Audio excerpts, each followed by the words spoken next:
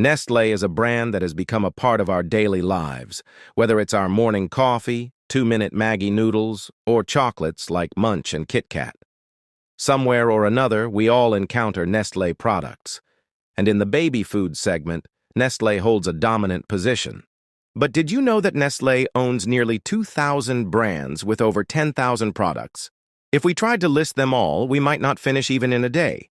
However, have you ever wondered how such a big company has also been accused of causing the deaths of millions of innocent people? Though this brand is present in every corner of the world, its story is full of ups and downs. So much so that you might find it hard to believe.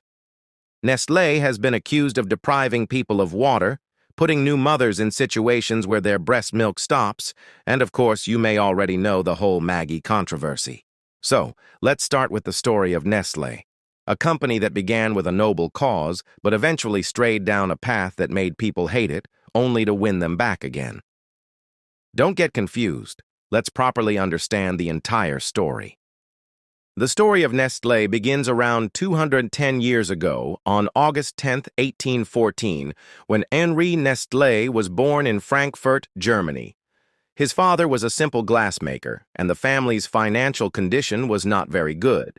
That's why Henri decided at a young age that he wouldn't join the family business like his father and brothers, but would do something different.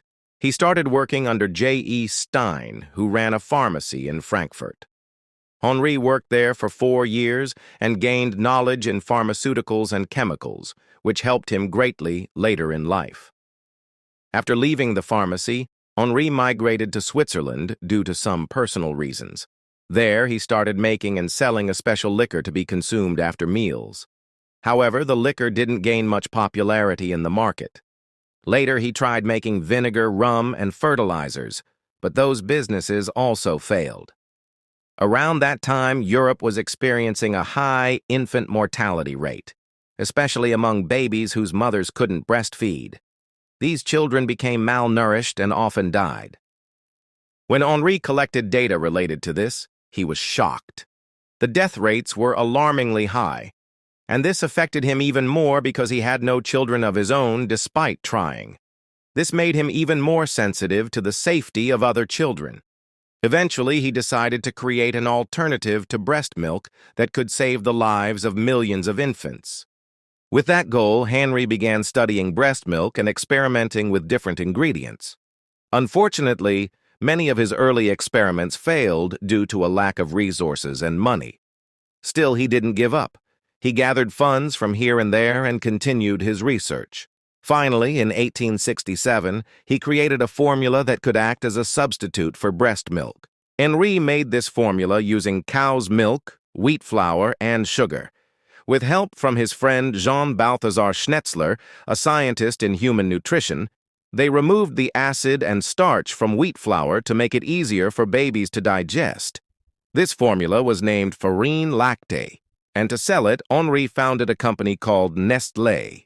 But the biggest challenge was how to sell it. Nestlé wasn't a well-known company, and people were scared of baby formulas due to a previous product by German scientist Justus von Liebig, which lacked essential nutrients and became known as deadly soup for babies. There was a lot of fear in the market, which only made things worse for Nestlé. Then, something happened that changed the company's fate. A premature baby suffering from malnutrition and in critical condition was given farine lactée because there were no other options available. Surprisingly, the baby started recovering and became healthy within days, shocking the doctors who had given up on the child. After this incident, doctors themselves began recommending farine lactée. Initially, the product was sold only in Switzerland, but gradually, demand grew across Europe. To meet the rising demand, Henri had to open a large factory. A little later, Henri noticed that people had trouble preserving fresh milk, especially since refrigerators didn't exist at that time. Milk spoiled quickly. To solve this, Nestlé developed condensed milk, which involved heating the milk at a fixed temperature to evaporate water and then adding sugar to preserve it. This innovation not only solved a real problem, but also significantly increased Nestlé's popularity. In just a few years, Henri went from a failed businessman to one of Switzerland's richest people. However, Henri had grown old, and since he had no heir, in 1875 he sold the company to three local businessmen in Switzerland. Henri had originally started the company to create nutritious, life-saving products for children. But under new ownership, Nestlé's strategy changed. The new owners focused on expansion and diversification, transforming the company from a purpose-driven one to a profit-driven corporation. To accelerate growth in 1905, Nestlé merged with a rival company called Anglo-Swiss, expanding its reach to the US, UK, Spain, Germany, and Australia. Around this time, in 1912, Nestlé entered the Indian market, launching baby food and other packaged food products. As Nestlé was growing globally, World War I broke out. The war caused a severe shortage of fresh milk in Europe, and people began depending heavily on condensed milk. Governments of several countries started ordering large quantities of it from Nestlé for their soldiers. However, Nestlé also faced the same issue. There was no fresh milk. To solve this, Nestlé bought several factories in the US to produce condensed milk, using fresh milk available there. Production doubled, and Nestlé earned massive profits during the war. But when the war ended and fresh milk became available again, Nestlé faced overproduction problems and began drowning in debt. To overcome this financial crisis, Nestlé diversified its product line. In 1920, the company introduced various chocolates and powdered beverages. But true success came in 1930 when Nestlé launched Nescafé, an instant coffee powder. Before Nescafé, making coffee was a tedious process, roasting, grinding, brewing, etc. But Nescafé made it easy. Just mix it in water or milk. Nescafé not only changed how the world drank coffee, but also played a huge role in stabilizing Nestlé's declining financial condition. Like condensed milk during World War I, Nescafé saw huge demand during World War II.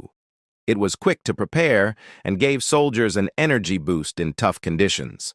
Between 1938 and 1945, Nestlé's total sales rose to $125 million, a massive number for that era. Globally, Nestlé was performing exceptionally well, but in India, survival was tough. Initially, Nestlé had introduced milk products and baby food in India, but most people preferred fresh milk and homemade food. Packaged food was not common. To change this, Nestlé focused on hygiene and nutrition awareness. They ran several campaigns to educate consumers that packaged food wasn't just convenient, but also healthy and beneficial. These efforts helped build trust, and Indians began accepting Nestlé products, especially baby food items like Lactogen and Cerelac, since malnutrition in children was a serious issue in India.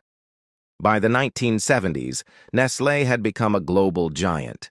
Its baby food products like Lactogen and Cerelac were now available in more than 100 countries.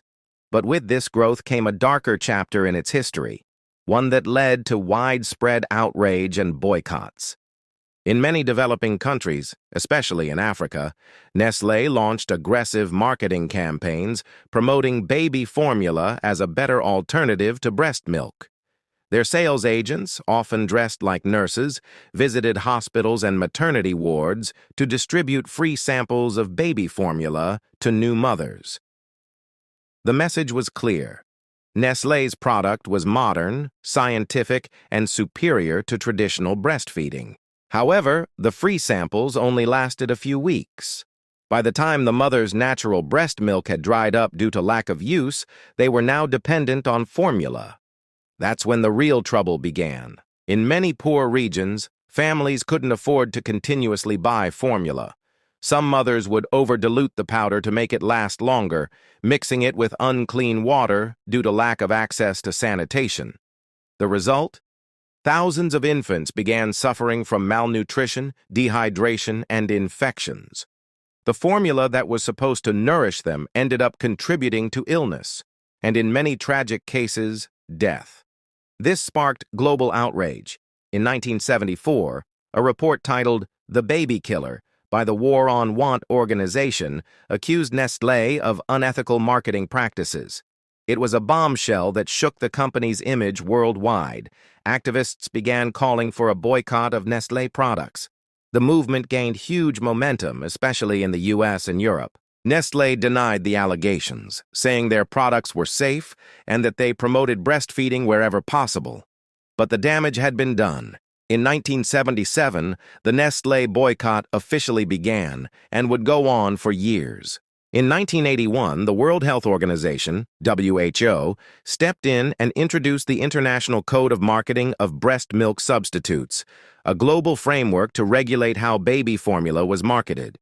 It was a direct response to the Nestlé controversy.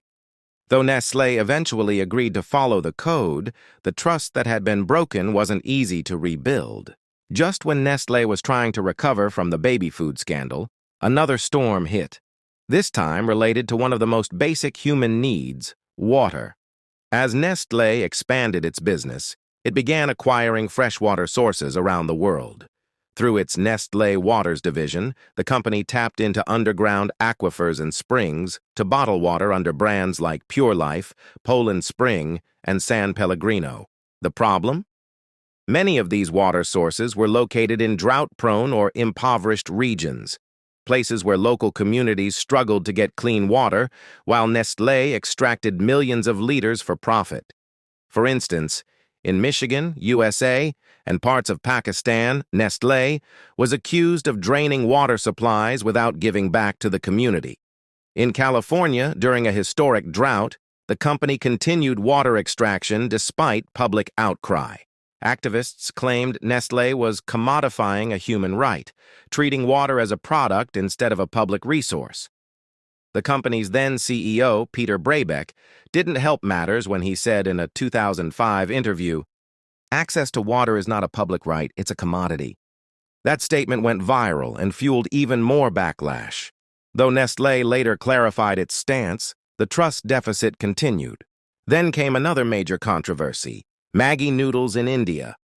In 2015, Indian food regulators tested Maggi noodles and claimed they contained excessive levels of lead and MSG, monosodium glutamate, both of which can be harmful if consumed in large quantities. A nationwide ban on Maggi followed. The news shocked millions of loyal Maggi fans and deeply hurt Nestlé's reputation in India, one of its biggest markets. Nestlé argued that their products were safe and challenged the testing methods. Eventually, after months of independent testing by certified labs, Maggi noodles were found to be within safety limits and were reintroduced to the market. But the episode raised questions about food safety, regulation, and transparency. Despite all these setbacks, Nestlé never stopped growing. Today, Nestlé is the world's largest food and beverage company, with over 270,000 employees and operations in 189 countries.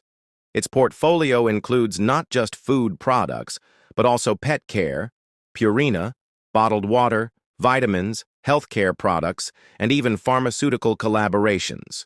The company that started with a mission to save malnourished infants now generates tens of billions of dollars each year. But that success has come at a price: controversies, lawsuits, boycotts, and serious questions about corporate ethics. So, what can we learn from the story of Nestlé? That a company can begin with a noble mission and still lose its way in pursuit of profit. But also that public awareness and pressure can force even the biggest corporations to change, or at least be more accountable. The story of Nestlé is not just about food. It's about the power of business, the responsibility that comes with scale, and the cost of putting profits above people.